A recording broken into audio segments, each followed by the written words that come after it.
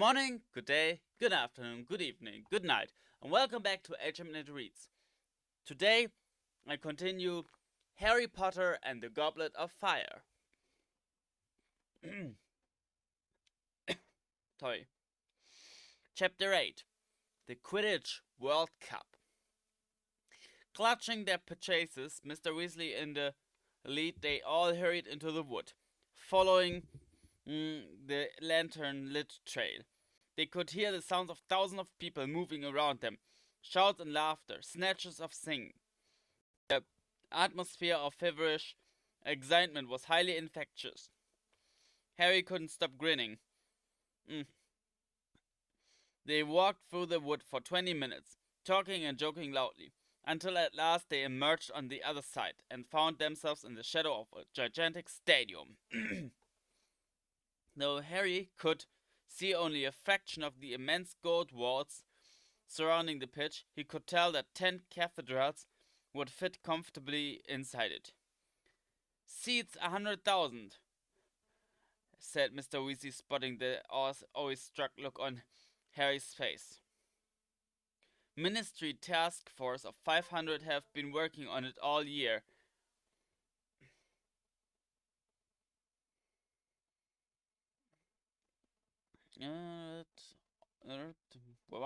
Muggle repelling charms on every inch of it. Every time Muggles have got anywhere near or here all year, they've suddenly remembered urgent appointments and had to dash away again. Bless them," he added fondly, leading the way towards the nearest entrance, which was already surrounded by a swarm of shouting witches and wizards. "Prime seats," said the ministry witch at the entrance when she checked their tickets. "Top box, straight upstairs, Arthur, and as high as you can go." The stairs into the stadium were carpeted in rich purple. They clambered upwards with the rest of the crowd, which slowly filtered away through the doors into the stands to the left and right. Mr. Weasley's party kept climbing, and at last they reached the top of the staircase and found themselves in a small box, set at the highest point of the stadium, and situated exactly halfway between the golden goal posts. About 20 purple and gilt chairs stood in two rows here, and Harry, filling into the front seats with the Weasleys, looked down upon a scene, the like of which he could never have imagined. 100,000 witches and wizards were taking their places in the seats, which rose in levels around the long oval pitch. Everything was suffused with a mysterious golden light that seemed to come from the stadium itself. The pitch looked smooth as velvet from the lofty position. At either end of the pitch stood 3 gold goal hoops, 50 feet high, right opposite them. Almost at Harry's eye level was a gigantic blackboard. Gold writing kept dashing across it, as though an invisible giant's hand was scrawling upon it and then wiping it off again. Watching it, Harry saw that it was splashing advertisements across the pitch. "The blue bottle, a broom for all the family.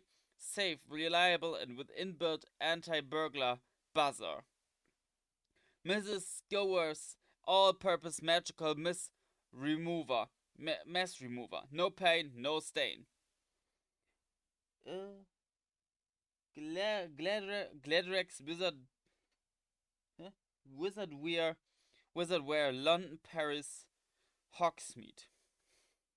Harry tore his eyes away from the sign and looked over his shoulder to see who else was sharing the box with them. So far it was empty, except for a tiny creature sitting in the second from last seat at the end of the row behind them. The creature, whose legs were so short they stuck out in front of it on the chair, was wearing a tea towel, draped like a toga, and it had its face hidden in its hands. Yet those long bat-like ears were oddly familiar. "Dobby?" said Harry incredulously.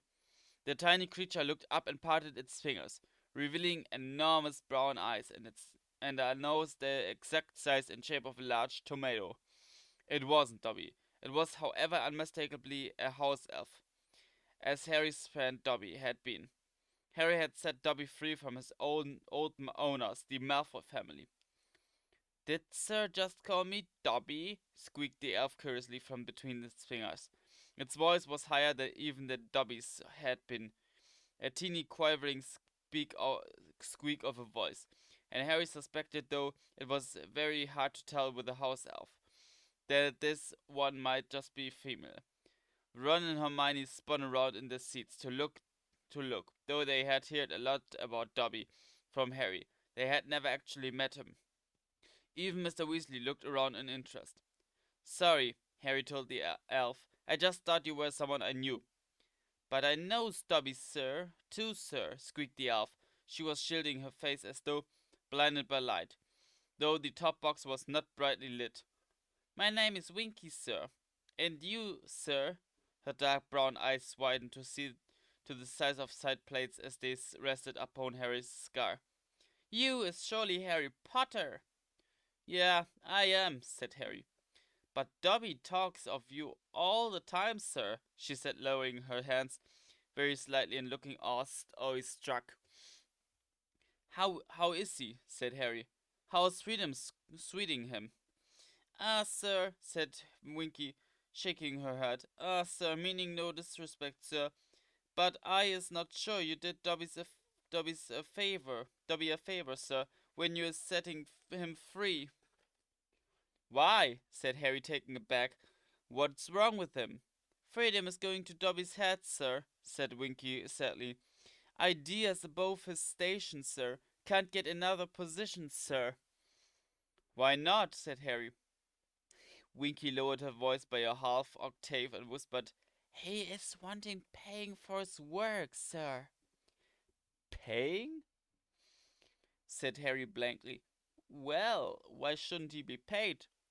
Winky looked quite horrified at the idea and closed her fingers slightly so that her face was half hidden again.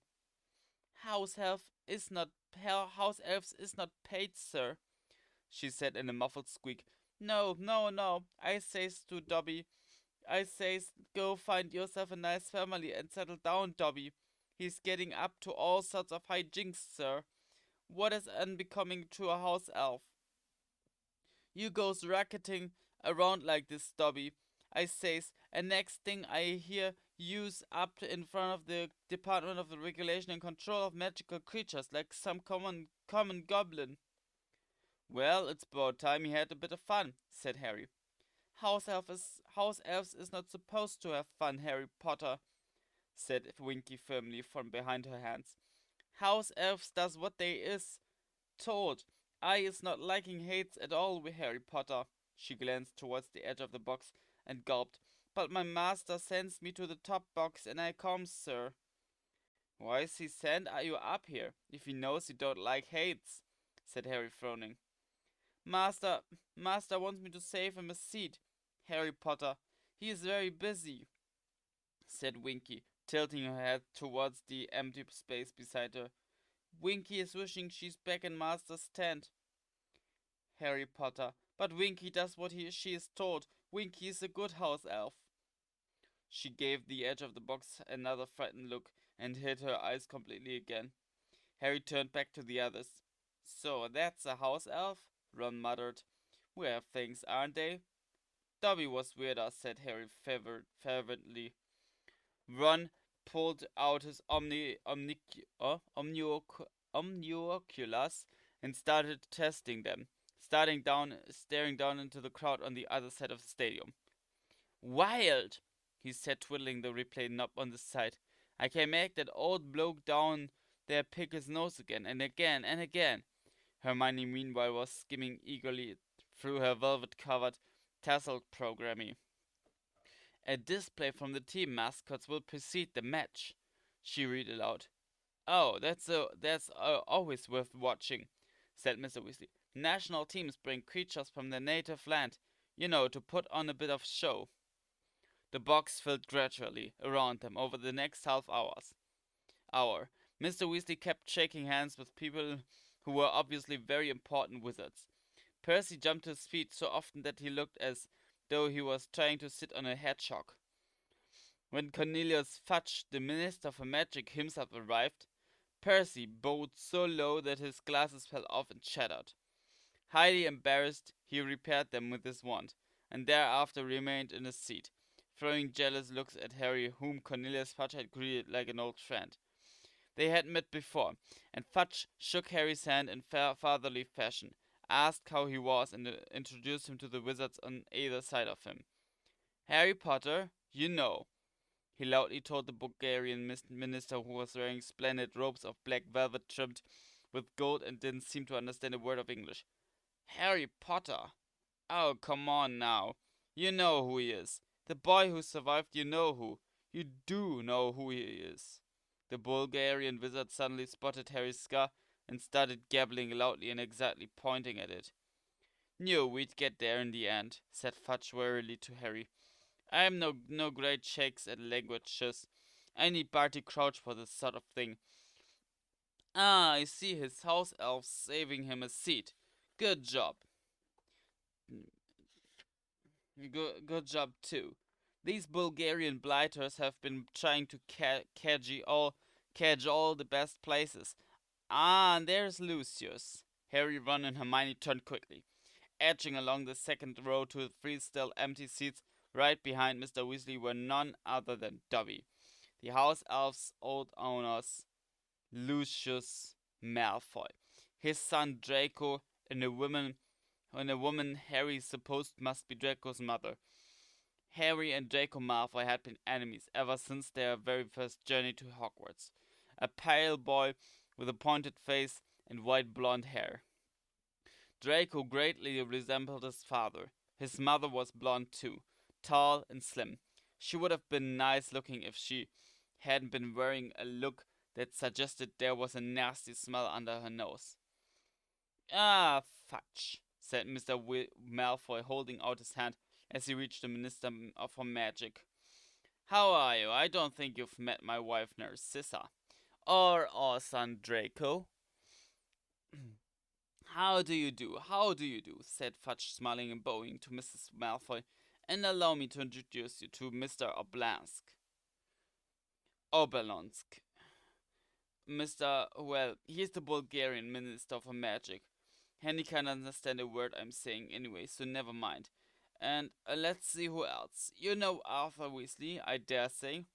It was a tense moment. Mr. Weasley and Mr. Malfoy looked at each other, and Harry vividly recalled the last time that they had come face to face. It had been in Flourish and Blood's bookshop, and they had had a fight. Mr. Malfoy's cold grey eyes swept over Mr. Weasley and then up and down the row. Good Lord, Arthur, he said softly. What did you have to sell to get seats in the top box? Surely your house wouldn't have fetched this much. Fudge, who wasn't listening, said Lucius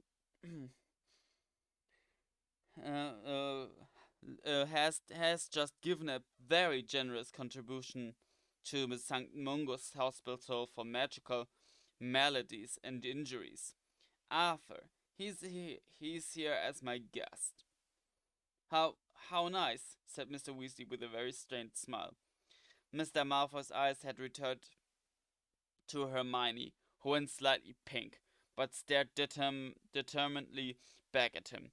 Harry knew exactly what was making Mr. Malfoy's lip curl.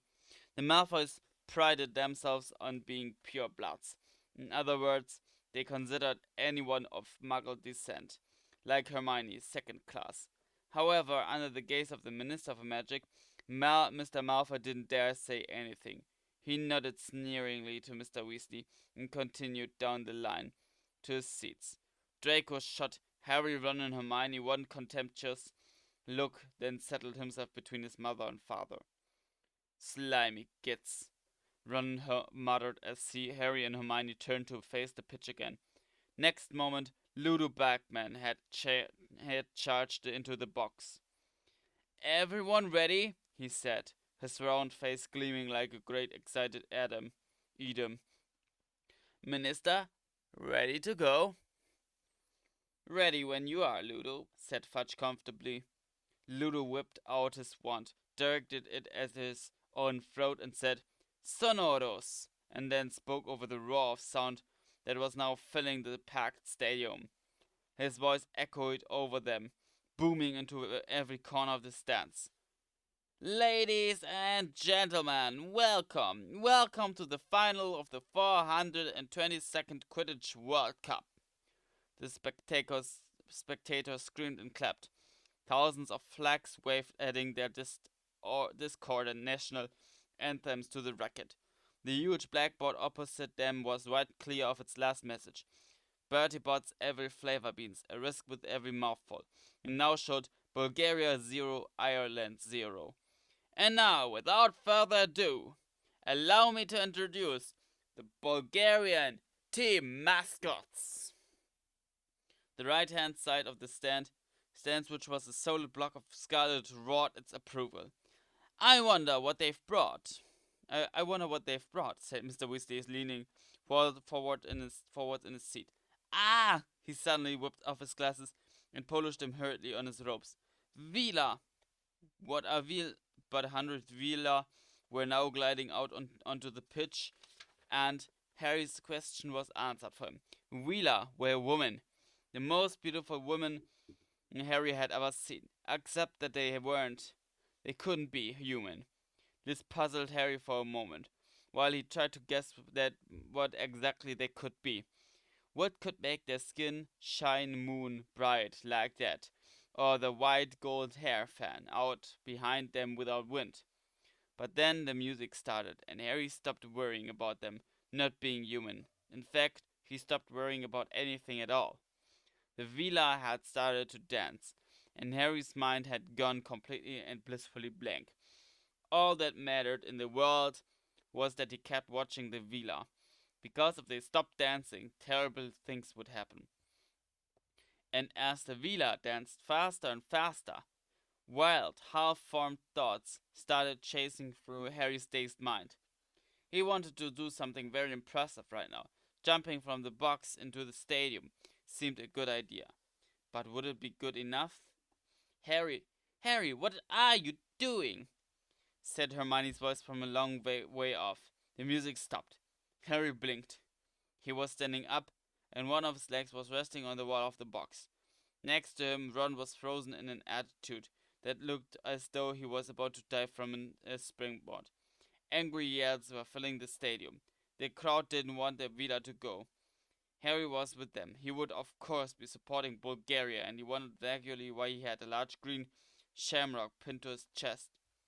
Ron, meanwhile, was absent-mindedly shredding the shamrocks on his head.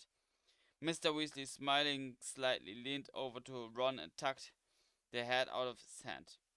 You'll be wanting that, he said, once Ireland have had their say. Huh? Said Ron, staring open-mouthed at the villa, who had now lined up along one side of the pitch. Hermione made a loud tutting noise.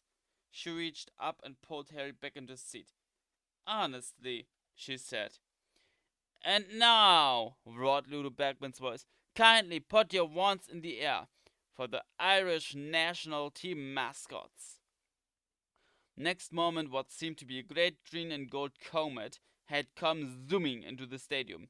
It did one circuit of the stadium, then split into two smaller comets, each hurtling towards the goal, then split into two smaller comets, each hurtling towards the goalposts. A rainbow arced suddenly across the pitch, connecting the two balls of light. The crowd oohed and ahed as though at a firework display.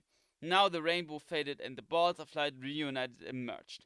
They had formed a great shimmering shamrock, which rose up into the sky and began to soar over their stands.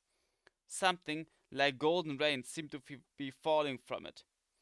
Excellent! Yelled Ron as the shamrock soared over their heads, and heavy gold coins rained from it, bouncing off their heads and seats. Squinting up the shamrock, Harry realized that it was actually composed of thousands of tiny little bearded men with red waistcoats, each carrying a minute lamp of gold or green. Leprechauns, said Mr. Weasley over the tumultuous applause of the crowd, many of the crowd, many of whom were still fighting and rummaging around under their chairs to retrieve the gold. There you go, Ron yelled happily, stuffing a fistful of gold coins into Harry's hand. For the omnioculars. Now you've got to buy me a Christmas present. Ha! The great shamrock dissolved. The leprechauns drifted down onto the pitch on the opposite side from the villa, and settled themselves cross-legged to watch the match. And now, ladies and gentlemen, kindly welcome the Bulgarian national Quidditch team. I give you Dimitrov, a scarlet-clad figure on a broomstick, moving so fast it was blurred, shot out onto the pitch from an entrance far below, to a wild applause from the Bulgarian supporters. Ivanova, a second scarlet-robed player, zoomed out. Sograf, Levski, Volchanov, Volkov, and Krum. That's him, that's him, yelled Ron, following Krum with his omnioculars. Harry quickly focused his own. Victor Krum was thin, dark, and sallow-skinned, with a large curved nose and thick black eyebrows. He looked like an overgrown bird of prey. It was hard to believe he was only 18. And now, please greet the Irish national Quidditch team, yelled Bagman, presenting Connolly, Ryan, Troy, Mullet, Morone, Quigley, and Lynch. 7 green blurs swept onto the pitch. Harry spun a small dial on the side of his omnioculars and slowed the players down enough to read the word Firebolt on each of the brooms and see their names embroidered in silver upon the backs. And here, all the way from Egypt, our referee, acclaimed chair wizard of the International Association of Quidditch, Hassan Mustafa. A small and skinny wizard, completely bald but with a mustache to rival Uncle Vernon's, wearing robes of pure gold to match the stadium, strode out onto the pitch. A silver whistle was protruding under one arm, his broomstick under the other. Harry spun the speed dial on his omnioculars back to normal, watching closely as Mustafa mounted his broomstick and kicked the crate open. 4 balls burst into the air. The scarlet quaffle, the 2 black bludger, and Harry started for the briefest moment before it spat out of sight the minuscule winged golden snitch. With a sharp blast on his whistle, Mustafa shot into the air after the balls. "They're off!" screamed Bagman. "And it's Mullet, Troy, Moran, Dimitrov. Back to Mullet, Troy, Levski, Moran." It was Quidditch as Harry had never seen it played before. He was pressing his omnioculars so hard to his eyes that his glasses were cutting into the bridge of his nose. The speed of the players was incredible. The chasers were throwing the quaffle to each other so fast that Bagman only had time to say their names. Harry spun the slow dial on the right of his omnioculars again, pressed the play-by-play button on the top, and he was immediately watching in slow motion while glittering purple lettering flashed across the lenses, and the noise of the crowds pounded against his eardrums. Hogsheet, attacking formation, he read as he watched the three Irish chasers zoom closely together. Troy in the center, slightly ahead of Mullet and Moran, bearing down upon the Bulgarians. Poskov ploy flashed up next as Troy made as though to dart upwards with the quaffle, drawing away the Bulgarian chaser Ivanova, and dropping the quaffle to Moran. One of the Bulgarian beaters, Volkov, swung hard at a passing bludger with a small club, knocking it into Moran's path. Moran ducked to avoid the bludger and dropped the quaffle, and Levski, soaring beneath, caught it. "Troy scores!" roared Bagman, and the stadium shuddered with a roar of applause and cheers. 10-0 to Ireland. "What?" Harry yelled, looking wildly around through his omnioculars. "But Levski's got the quaffle." "Harry, if you're not going to watch at normal speed, you're going to miss things," shouted Hermione, who was dancing up and down, waving her arms in the air while Troy did a lap of honor of the pitch. Harry looked quickly over the top of his omnioculars and saw that the leprechauns, watching from the sideliners, had all risen into the air again and formed a great glittering shamrock. Across the pitch, the Vila were watching them sulkily. Furious with himself, Harry spun his speed dial back to normal as play resumed. Harry knew enough about Quidditch to see that the Irish chasers were superb. They worked as a seamless team, appearing to read each other's minds by the way they positioned themselves, and the rosette on Harry's chest kept squeaking their names. Joy, Mullet, Morin! And within 10 minutes, Ireland had scored twice more, bringing their lead to 30-0 and causing a thunderous tide of roars and applause from the green-clad supporters. The match became still faster, but more brutal. Volkov and Volchanov, the Bulgarian beaters, were whacking the Bludgers as fiercely as possible at the Irish chasers, and were starting to prevent them using some of their best moves. Twice, they were forced to scatter, and then finally Ivanova managed to break through the ranks, dodge the keeper Ryan, and score Bulgaria's first goal. Fingers in your ears, bellowed Mr. Weasley as the villa started to dance in celebration. Harry screwed up his eyes, too. He wanted to keep his mind on the game. After a few seconds, he chanced a glance at the pitch. The villa had stopped dancing, and Bulgaria were again in position of the quaffle. Dimitrov, Levski, Dimitrov, Ivanova! Oh, I say!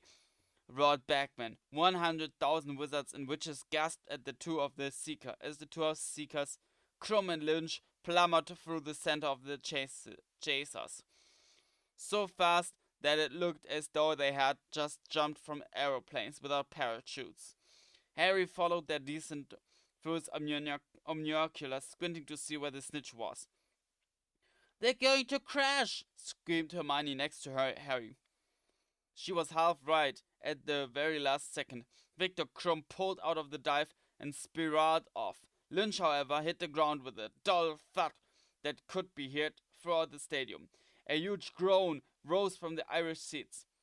"Fool!" moaned Mr. Weasley. "Krum was fainting."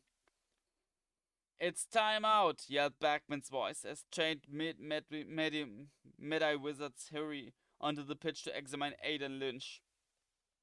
"He'll be okay. He only got ploughed," Charlie said reassuringly to Ginny, who was hanging. "He'll be okay. He only got ploughed," Charlie said reassuringly to Ginny, who was hanging over the side of the box, looking horror-struck. Which is what Krum was after, of course. Harry hastily pressed the replay and play-by-play buttons on his omnioculars, twiddled the speed dial, and put them back up to his eyes. He watched as Krum and Lynch dived again in slow motion. Vronsky feigned dangerous seeker diversion, read the shining purple lettering across his lenses. He saw Krum's face contorted with concentration as he pulled out of the dive just in time while Lynch was flattened, and he understood. Krum hadn't seen the snitch at all. He was just making Lynch copy him. Harry had never seen anyone fly like that. Krum hardly looked as though he was using a broomstick at all. He moved so easily through the air that it looked as though he was unsupported and weightless. Harry turned the omnioculars back to normal and focused them on Krum. He was circling high above Lynch, who was now being revived by Medi wizards with cups of potion. Harry, focusing still more closely upon Krum's face, saw his dark eyes darting all over the ground, 100 feet below. He was using the time while Lynch was revived to look for the snitch without interference. Lynch got to his feet, at last, to loud cheers from the green-clad supporters, mounted his firebolt and kicked back off into the air. His revival seemed to give Ireland new heart.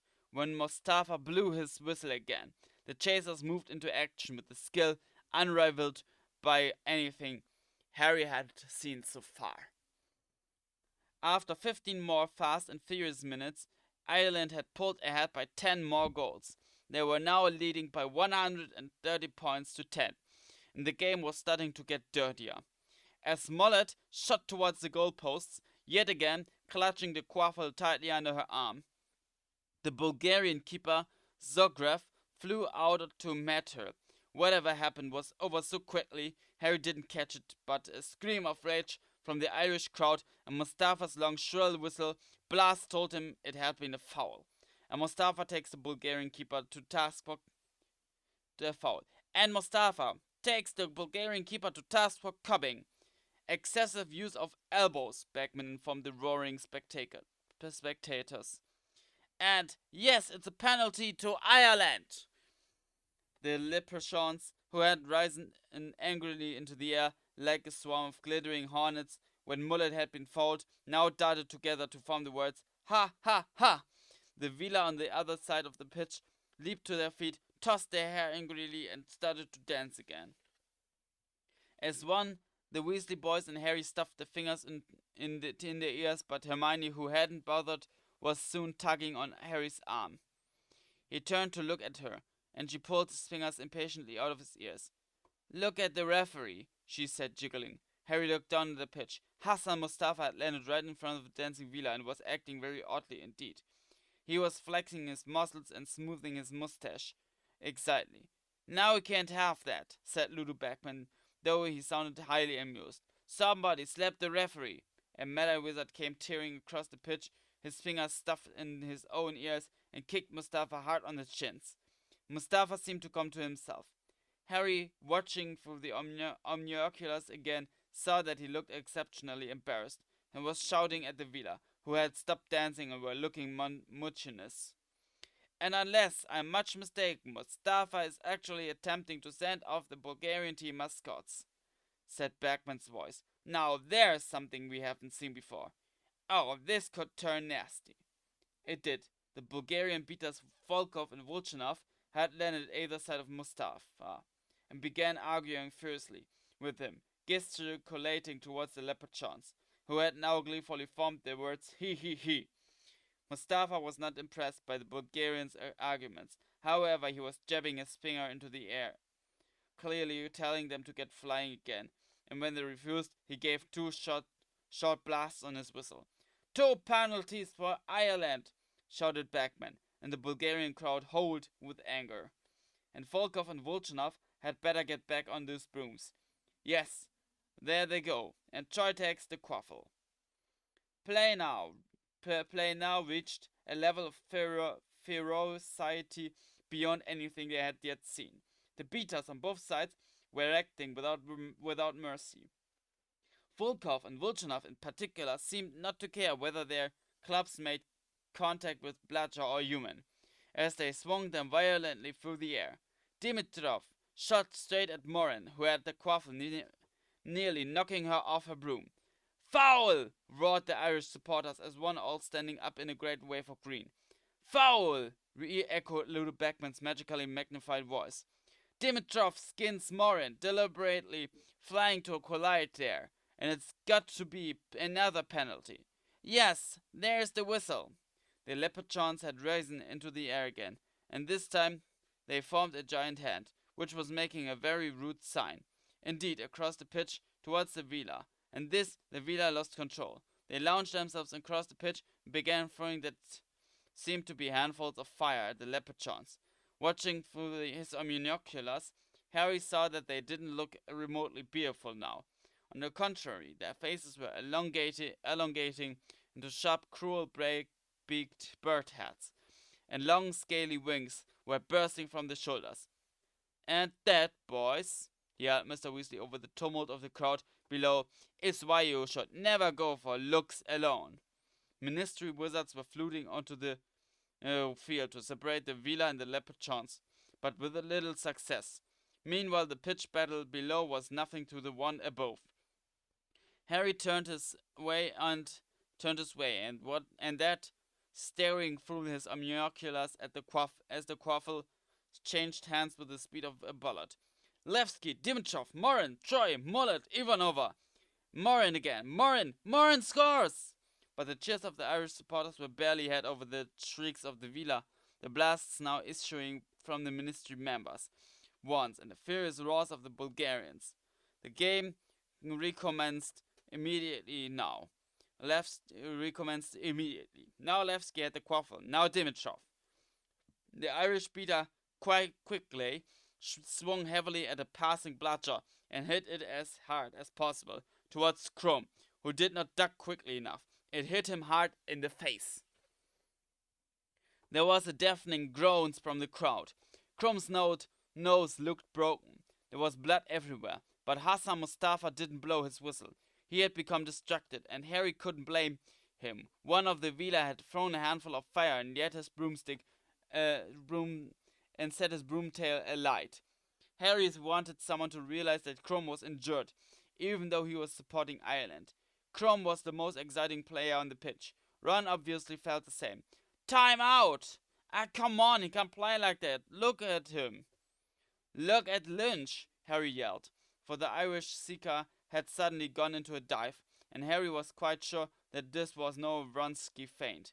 This was the real thing. He's seen the snitch. He's seen the snitch, Harry shouted. He's seen it. Look at him go. Half the crowd seemed to have realized what was happening. The Irish supporters rose in a great wave of green, screaming the seeker on. But Krum was on his tail. How he could see where he was going. Harry had no idea where there were flecks of blood flying through the air behind him, but he was drawing level with Lynch as the pair of them hurtled towards the ground again. They're going to crash, shrieked Hermione. They're not, roared Ron. Lynch is, yelled Harry. And he was right. For the second time, Lynch hit the ground with tremendous force and was immediately stamped by a horde of angry Vila. The snitch! Where's the snitch? Bellowed Charlie along the row. He's got it! Krum's got it! It's all over! Shouted Harry. Krum, his red robes shining with blood from his nose, was rising gently into the air, his fist held high, a glint of gold in his hand. The scoreboard was flashing. Bulgaria 160, Ireland 170. Across the crowd, who didn't seem to have realized what had happened, then slowly, as though a great jumbo jet was reviving, the rumbling from the Ireland supporters grew louder and erupted into screams of delight. Ireland win!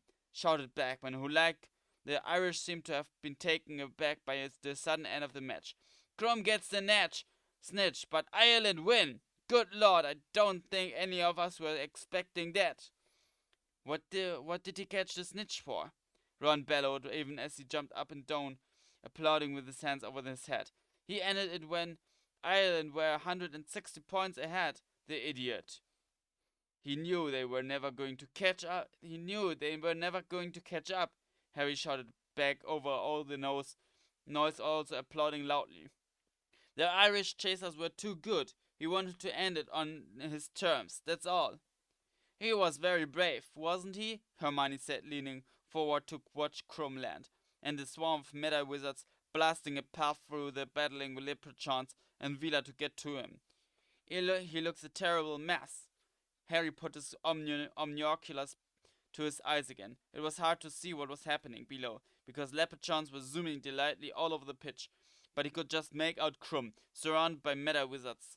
He looked surelier than ever, and refused to let them mop him up. His teammates were around him, shaking their heads and looking dejected. A short way away, the Irish players were dancing gleefully in a shower of gold descending from their mascots. Flags were waving all over the stadium. The Irish national anthem blared from all sides.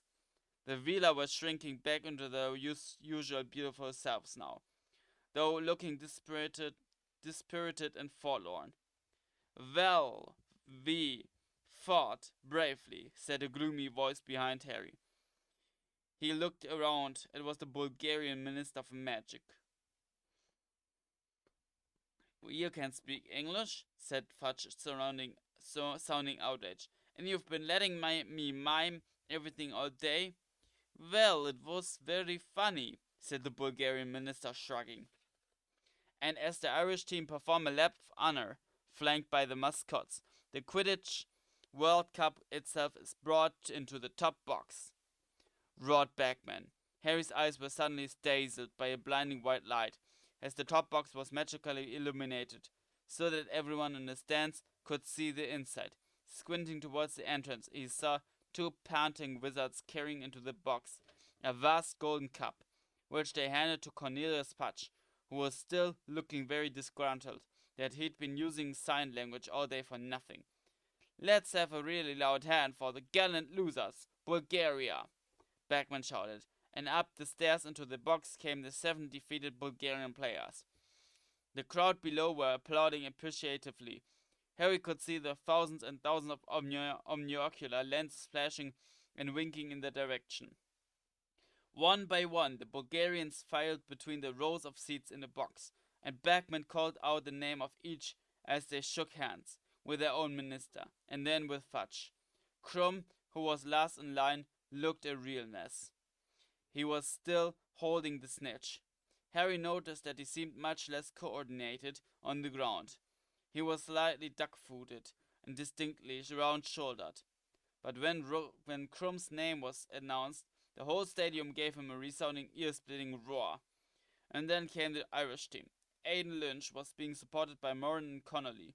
The second crash seemed to have dazed him, and his eyes looked strangely unfocused. But he grinned happily as Troy quickly lifted the cup into the air, and the crowd below thundered their approval. Harry's hands were numb with clapping. At last, when the Irish team had left the box to perform another lap of honor on the brooms, Aidan Lynch on the back of Connolly's clutching hard around his waist and still grinning in a bemused sort of way, Bagman pointed his wand at his throat and muttered, "Quietus." They'll be talking about this for 1 year, 4 years, he said hoarsely. A really unexpected twist. That shame it couldn't have lasted longer. "Ah, yes. Yes, I owe you." "How much?" For Fred and George had just scrambled over the backs of their seats and were standing in front of Ludo Bagman with broad grins on their faces, their hands outstretched. Seems like Fred and George and Mr. Weasley won the betting. Well, what happens in Chapter 9? That you'll see next time. Till then, see ya.